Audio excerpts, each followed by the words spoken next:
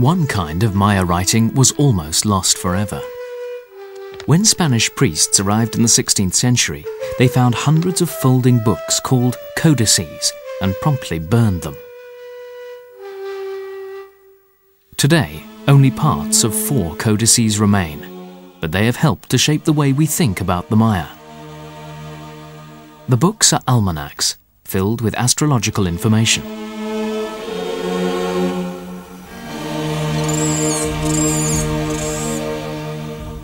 The men and women who wrote the almanacs were scribes, well versed in astronomy.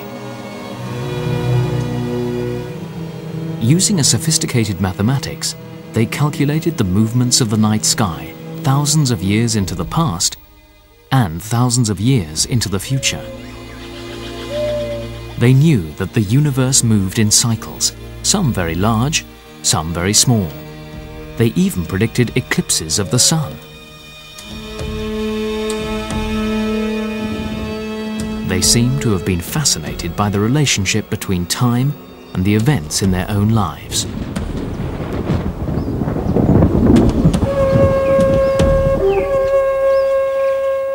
The Maya also left a record in a medium much more permanent than paper, and this writing contains much more than dates and numbers.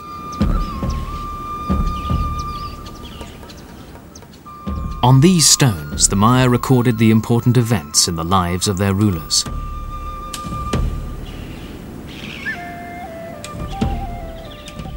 This is the hieroglyphic stairway at Copán, the longest inscribed text in the New World. But early archaeologists reassembled it out of order, so today we can read it only in segments. Sculpture specialist Barbara Fash is making a catalogue of the 1,200 glyphs on the stairway. Someday these drawings may tell a more complete story of Copán's kings. This means to plant with a stick in the ground. So what they did Other hieroglyphs are more accessible, thanks to dramatic breakthroughs in the past few decades. This is the date.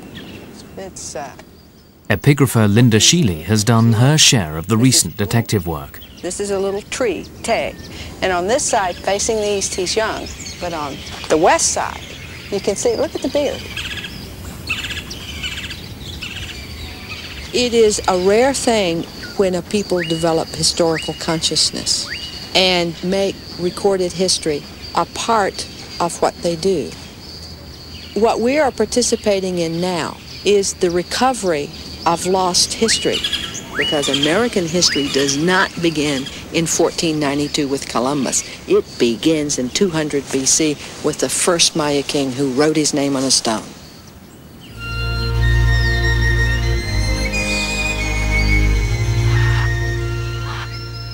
Long before the first king wrote his name on a stone, the Maya were living in the fertile Copán Valley. They were corn farmers. Their lives were ruled by the rhythms of the natural world, planting and harvesting, birth and death. But around AD 400, at about the time Rome was starting to collapse, a change swept through the valley.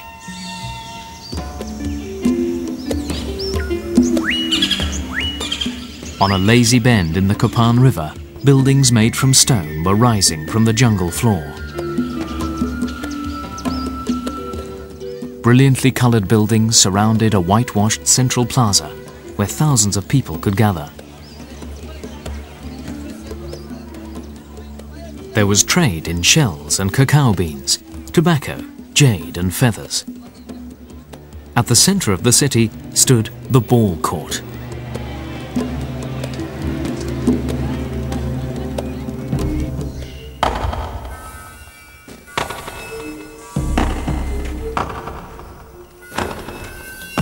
The object of the ball game seems to have been to keep the heavy rubber ball in motion, without using hands or feet.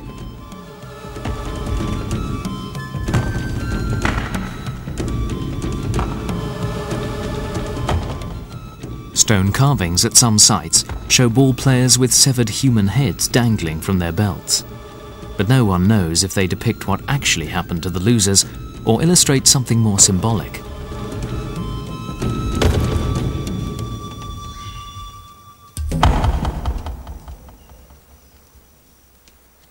ball was supposed to be a metaphor for the movement of the sun, and by extension also the moon and the stars. And you wanted to make sure that there was regularity in that movement. They thought that if they played the game in the right way and honored the gods in the right way, that they would ensure the agricultural cycle and enable the sun to rise and the rains to come on time, and for there to be a bountiful harvest.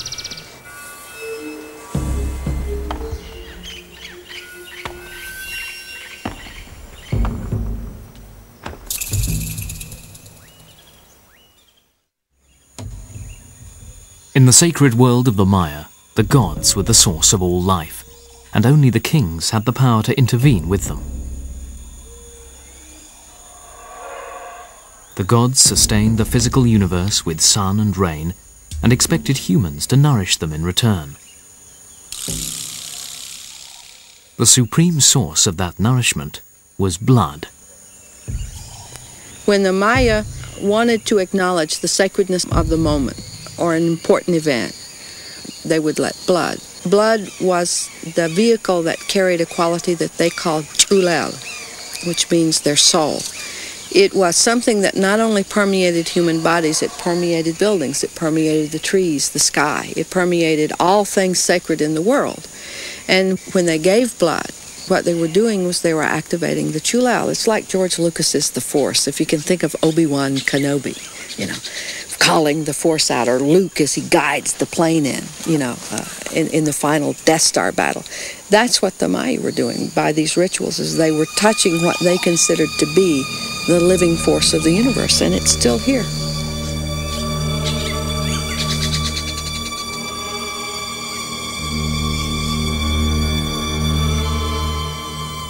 On special occasions, the king himself would give blood. This was one of the most sacred rituals in Maya life.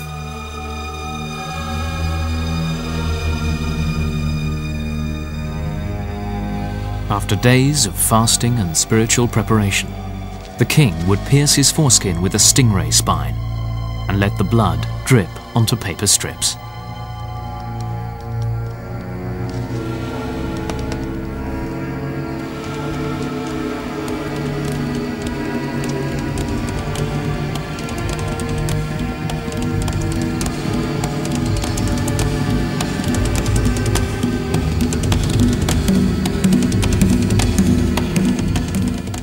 With this act of sacrifice, a doorway to the gods was opened.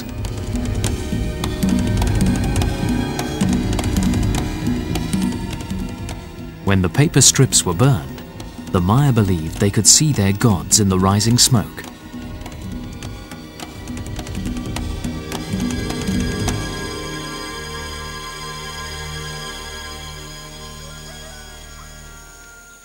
Today, the descendants of the ancient Maya still live much like their ancestors did.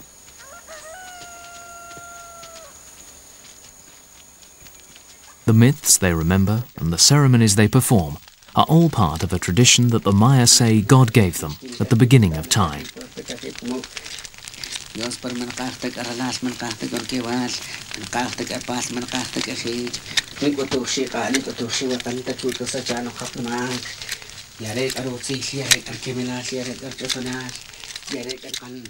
Casimiro Sagahao is a Maya priest who blesses the fields at harvest time.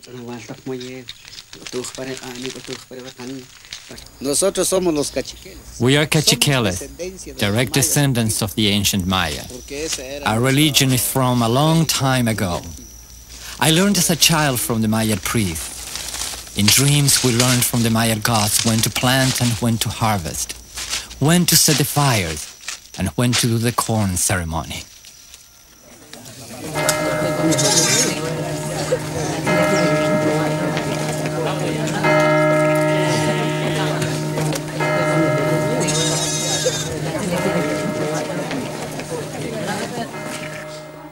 The Maya passion for ritual was one of the first things Spanish missionaries observed when they arrived in Yucatan almost 500 years ago.